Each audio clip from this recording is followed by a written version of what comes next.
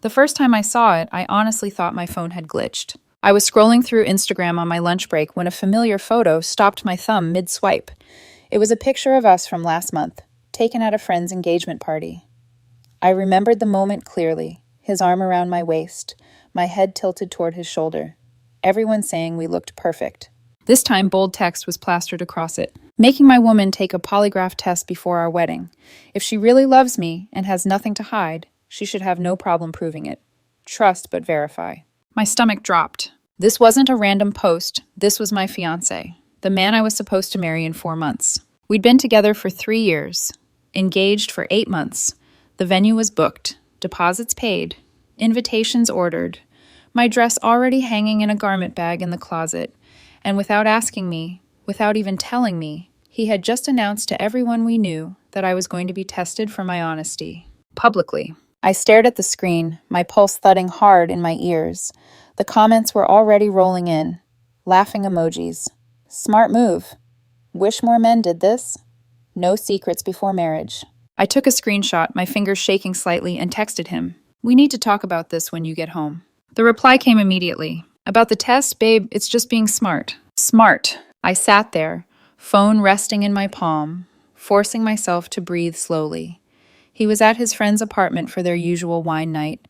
I imagined him scrolling through the comments, feeling validated, supported, in control. What he didn't seem to understand was that a polygraph test isn't just about truth. It's about suspicion, about power, about who's being put on trial. So when I finally typed back, my hands were steady. Great idea, I wrote, you first. The 3 dots appeared, disappeared, appeared again. And in that silence, right there, I felt something shift inside me. Because if he wanted transparency, I wasn't going to be the only one standing under the spotlight. I met him 3 years ago in the most unremarkable way possible, which somehow made it feel more real. No dramatic sparks, no movie-worthy coincidence, just 2 people standing in line at a friend's birthday party, arguing lightly about whether pineapple belonged on pizza.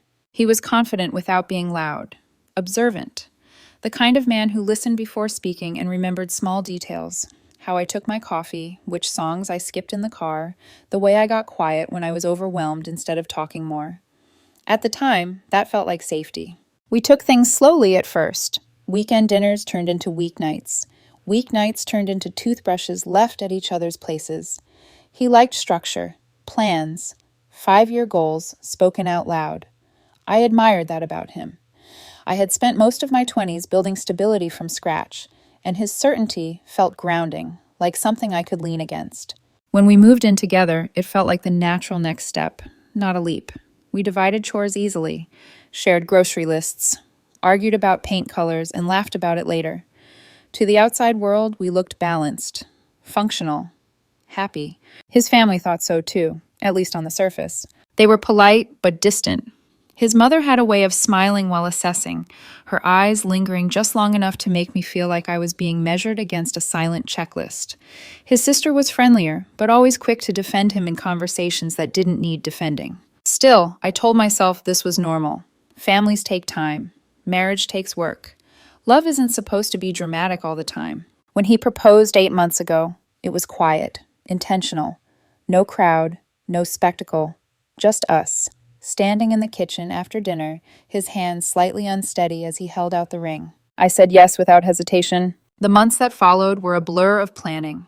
Venue tours, deposits, guest lists, late-night conversations about seating charts and budgets. Stressful, yes, but also exciting.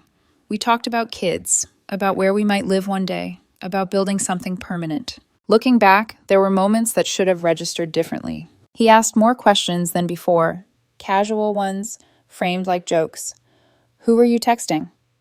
Did you run into anyone you know at work today?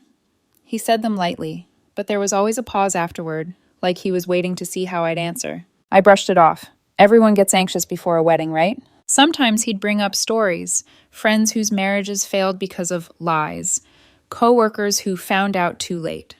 Each time he framed it as wisdom, as caution, as proof that he valued honesty above all else. And I believed him. I believed him because I had nothing to hide, because I trusted him, because I thought trust was mutual.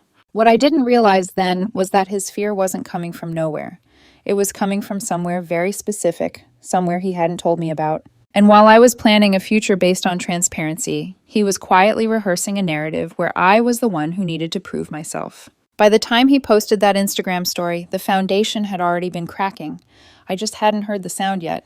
The shift didn't happen all at once.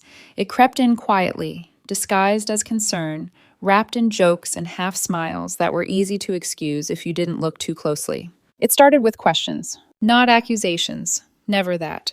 Just curiosity, he said. Who I'd had lunch with, whether a meeting ran late, why I hadn't answered a text right away. He always asked casually, like the answer didn't matter, but his eyes stayed on my face a second longer than before, searching for something I didn't understand at the time. I told myself this was wedding stress, that pressure made people weird, that love sometimes came out sideways. But then the comments began. He joked about loyalty like it was a personality trait you could test. You know, I read somewhere that most people cheat at least once, he said one night while scrolling through his phone. I laughed it off until I realized he wasn't smiling. Another time, he mentioned a coworker's divorce. Turns out she'd been lying for years, he said, shaking his head. Imagine marrying someone like that. His gaze flicked to me, quick but deliberate. I felt a strange need to reassure him, something I'd never felt before in our relationship. I found myself explaining things that didn't require explanations, offering details he hadn't asked for, filling silence that used to feel comfortable. The first real warning came at a dinner with his family. We were halfway through the meal when his mother casually asked, "So, how do you two make sure you stay honest with each other?" I blinked, caught off guard. "We talk?" I said, glancing at him. He smiled, but it didn't reach his eyes. "Transparency is important," he added, "especially before marriage." The table went quiet for a beat too long. On the drive home, I asked him what that was about. He shrugged. "She's just cautious. You know how she is." But I couldn't shake the feeling that the question hadn't come out of nowhere. After that, everything felt slightly tilted. He'd go quiet when I told stories about work. He'd ask follow-up questions that didn't quite line up with what I'd said. Once, when I came home later than usual, he checked the clock before kissing me hello. I started noticing my own body reacting before my mind caught up. Tight shoulders, shallow breaths, that low hum of unease in my chest. The worst part was how subtle it all was. If I'd confronted him directly, he would have denied it, told me I was overthinking. And maybe I was, but that didn't explain why I felt like I was slowly being placed on trial for something I hadn't done. By the time he posted about the polygraph test, the seed had already been planted. He didn't wake up one day and decide I needed to prove my fidelity. He'd been building toward it, quietly, carefully, while I was still believing we were standing on solid ground. I didn't respond to his message right away. After I sent "Great idea, you first," I set my phone down and stared at the wall across from my desk, watching the light shift as a cloud passed outside the window. My heart was beating too fast, not from fear, but from clarity. The kind that comes when something finally makes sense in a way you can't undo. The 3 dots appeared, disappeared, appeared again. "Then what?" he texted. "If we're doing this, we both take one." I almost smiled. "Exactly," I typed. "You want transparency? Let's be transparent." The response came back sharp. "That's ridiculous. I'm not the one who needs to prove anything." I read that line several times. The words felt heavier each time, like they were pressing down on something I'd been ignoring. "Why not?" I asked. "If you have nothing to hide, what's the problem?" "Nothing for 20 minutes. When he finally replied, it was short. "We'll talk when I get home." He walked through the door close to 11 that night, already defensive, already braced for a fight. He didn't even take his shoes off before speaking. "I can't believe you're making this about me," he said, his voice tight. "I'm trying to protect our marriage." "You made it public without asking me," I said calmly. My hands were steady, which surprised me. "If we're doing polygraph tests, we're both doing them." "That's not fair." "Why?" "Because I'm the one who suggested it, and I'm agreeing, with one condition: equal transparency." His face flushed red. "This is controlling behavior," he snapped. "You're turning this into a power play." "I'm not controlling anything," I said. "I'm matching your energy." He paced the living room, running a hand through his hair. "I don't need to take one." "Why not?" "Because I don't have trust issues." I let the silence stretch. "You do," I said quietly. "You want me to take a polygraph." He stared at me like he'd been cornered, then he grabbed his keys. "I'm staying at my friend's tonight," he said. "Maybe you'll be more reasonable in the morning." The door closed harder than necessary. I stood there for a long moment, listening to the echo fade, and then I did something petty. I opened Instagram, went back to his post, and commented, "Great idea. Just scheduled appointments for both of us. You're going first. Lead by example." Then I followed through. I found a licensed polygraph examiner downtown, retired law enforcement, professional, discreet. I booked 2 appointments, 3 days apart. Paid $800 up front, non-refundable. His test was scheduled for Saturday at 2 p.m., mine for Tuesday. I forwarded him the confirmation email. The fallout was immediate. He called me the next morning screaming, "You can't just schedule something like this without asking me." "You literally announced it without asking me," I said. "I'm just following through on your idea. I'm not taking a polygraph." "Why not?" "That's not the point." "That's exactly the point." I told him if he canceled, I'd cancel mine, and explained publicly why. Silence followed. Long, heavy. By Saturday morning, he barely spoke to me. Tried to claim he was sick. I told him we could reschedule, but I'd still cancel my test and explain why. We drove downtown in silence. And somewhere between the traffic light and the examiner's office, I realized this was no longer about a test. It was about what the test was about to expose. The examiner's office was quieter than I expected. No harsh lights, no intimidating setup, just neutral walls, a small waiting area, and a man in his 50s who spoke with the kind of steady authority that didn't invite arguments. Retired law enforcement, he said. Professional, discreet. He explained the process carefully. What the machine measured, what it didn't. The questions, the order. I watched my fiancé while he listened. He didn't look scared. He looked irritated. His jaw was tight, his shoulders stiff. One foot tapped against the floor, not nervously, but impatiently, like this was all beneath him.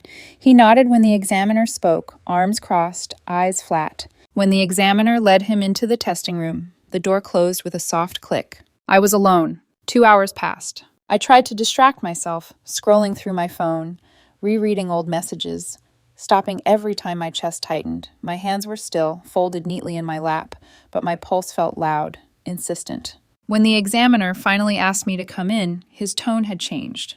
Not dramatic, just direct. "I need to be straightforward with you," he said. "Your fiancé showed significant deceptive responses to multiple questions." I didn't speak right away. "Which ones?" I asked. He slid the printouts across the desk. Sexual intimacy with others, lying about whereabouts, hiding information that could affect the marriage. Clear deception indicators. "What does that mean?" I asked quietly. "It means he wasn't truthful," the examiner said. "Polygraphs aren't perfect, but these patterns are strong. I recommend a serious conversation." When I walked back into the waiting room, my fiancé stood up immediately. His face was pale, not panicked, not emotional, just rigid. In the car, he stared straight ahead, jaw clenched. "These tests aren't reliable," he said flatly. "They're outdated." "Then tell me," I said. "Just tell me." Silence. Long, heavy. Then, through clenched teeth, he said, "It was twice." My hands tightened around the steering wheel. What was? "There was a woman at work," he said. "It happened twice. Before we got engaged. It doesn't count." "A month before you proposed," I said, "when we were planning to move in together." "It didn't mean anything," he snapped. "It was physical. I chose you." "You chose me after sleeping with her." He exhaled sharply, annoyed. "You're making this a bigger deal than it needs to be." "You demanded I prove my fidelity," I said, "while hiding this." "That test pushed me into it," he shot back. "You wanted the truth." "And the lies about where you were?" I asked. "What else?" "Nothing. The machine said otherwise." At home, I went straight to my computer and opened the wedding contracts. "What are you doing?" he asked sharply. "Checking cancellation policies." "You're seriously ending this over something from years ago?" "I'm ending this because you cheated, lied for years, and tried to put me on trial." His breathing grew heavier, frustration boiling over. "You can't do this," he said. "Everything's planned." "You should have thought about that before betraying me." He grabbed his phone. "I'm calling my mother."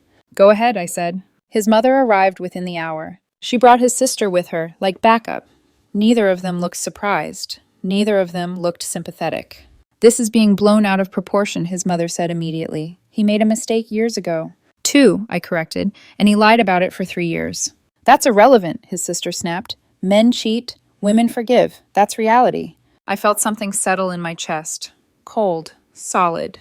"I don't," I said. My fiancé stayed silent, arms crossed, jaw locked. Not ashamed. Defensive. "He chose you," his mother said. "He proposed. That should count for something." "It counts," I said. "It tells me he proposed while lying."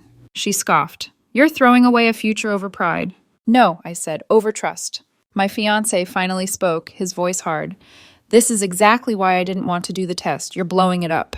You demanded it, I said. You just didn't expect to fail. His sister stepped closer. Cancel the wedding if you want, but you're paying half the losses.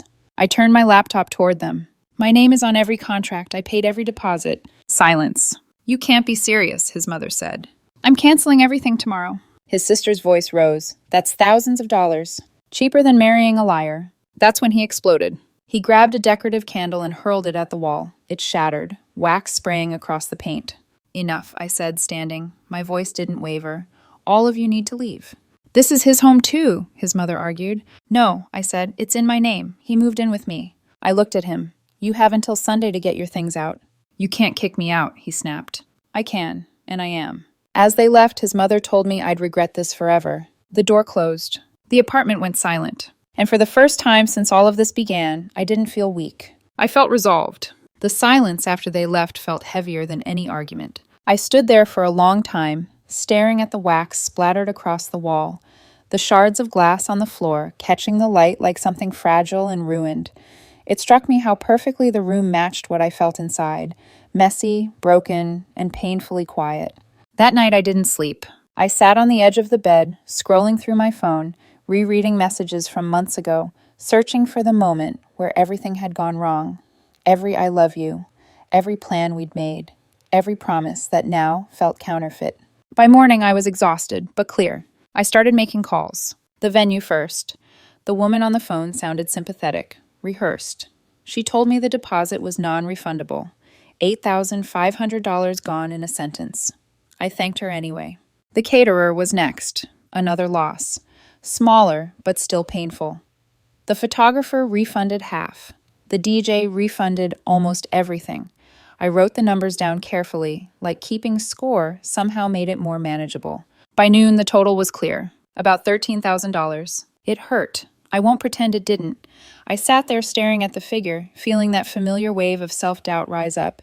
The voice that asked whether I was being too harsh, too proud, too unforgiving. Then my phone buzzed. Instagram. I opened it without thinking and felt my stomach drop. He had updated the post. Update. Turns out my ex-fiancé couldn't handle being held accountable. Wedding canceled because I asked her to be honest. Bullet dodged. No mention of his test. No mention of his cheating. No mention of the lies. The comments flooded in. You deserve better. Women like her always have something to hide. Men are trash, but at least you found out now. I felt physically sick. He hadn't just betrayed me privately. He was rewriting the story publicly, painting himself as the victim, me as the villain, using the same post that started all of this to finish it on his terms. I set my phone down, hands trembling. This was the lowest point. Not the cheating, not the money, not even the broken engagement. It was realizing that the man I loved was willing to destroy my reputation to protect his own. For a moment, I considered staying silent, taking the loss, letting the narrative stand just to be done with it. But the truth pressed against my chest, heavy and insistent. I hadn't demanded a test. I hadn't failed it. I hadn't lied for years. And if I stayed quiet now, I would be carrying his shame for him, just like he expected. I opened my messages and typed one sentence to a family member who'd already noticed the post. If anyone asks what really happened, you can tell the truth. I didn't know yet how far the truth would travel.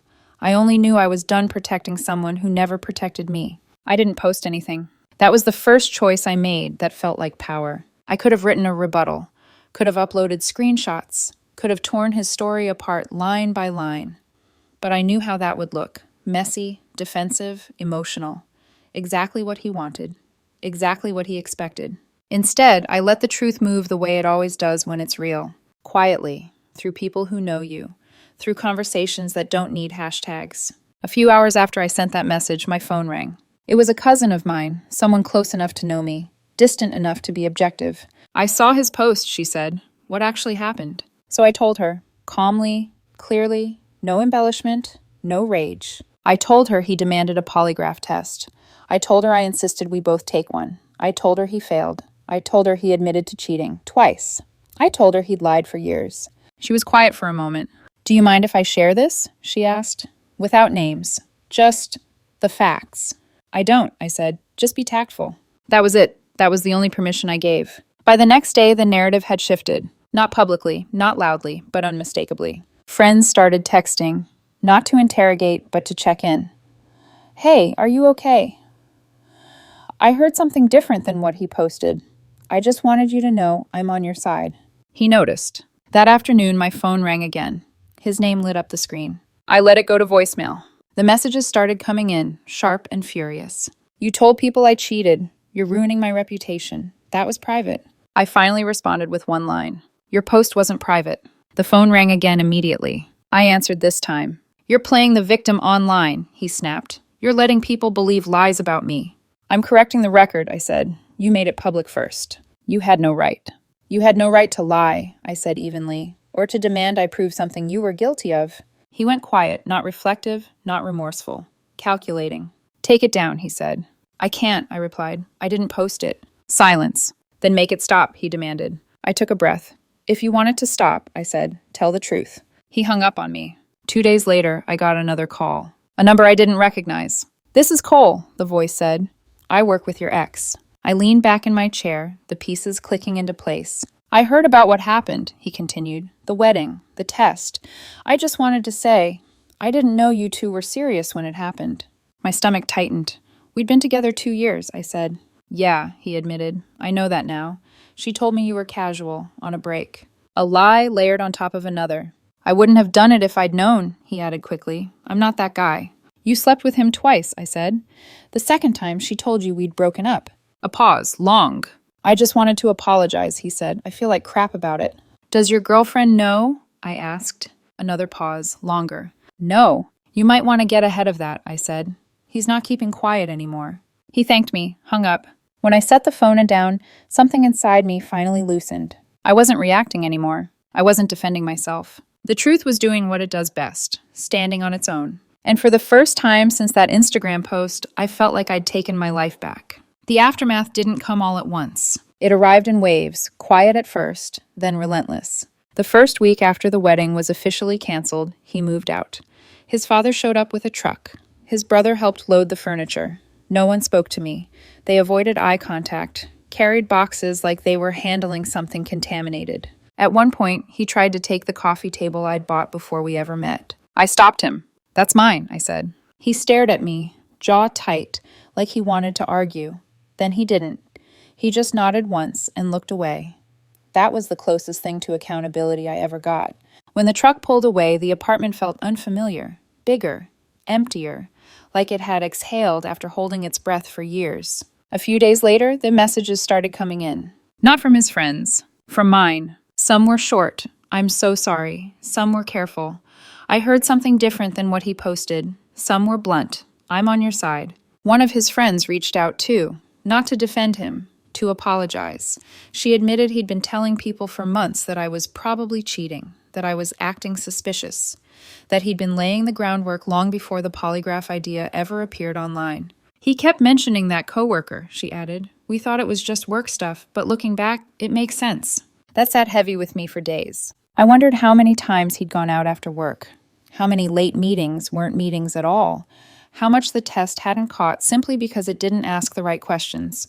But then something inside me shifted. It didn't matter. Whatever the full truth was, he'd already lied enough. The third week, I got a message from someone I'd never spoken to before, his coworker's girlfriend. She thanked me. Apparently, after everything blew up, my ex had reached out to her to clear his conscience, admitting what had happened years ago. In the process, he mentioned that the coworker had recently been texting him again, just to check in. That conversation cracked something open.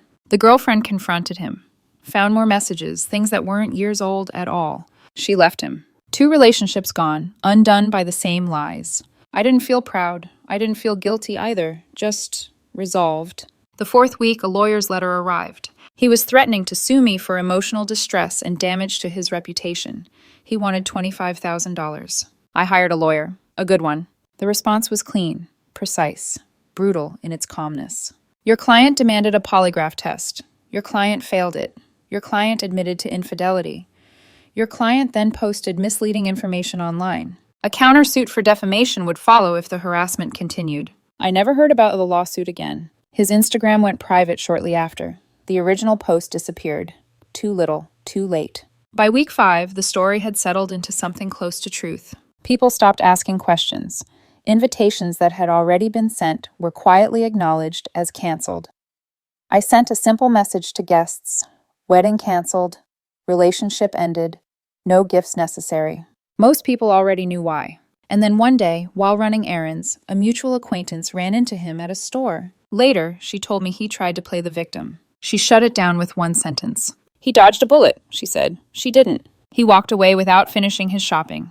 By the end of the 6th week, the chaos had burned itself out. What was left was quieter, sadder, but also honest.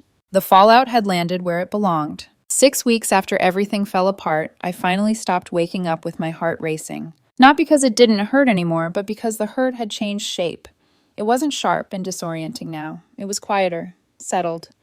Something I could carry without it knocking the air out of me every morning. I still thought about the wedding sometimes, about the dress hanging in the closet for weeks before I finally took it down, about the future I'd pictured so clearly that it felt real enough to grieve like a death. But what lingered longer than the loss was the clarity. The cheating hurt.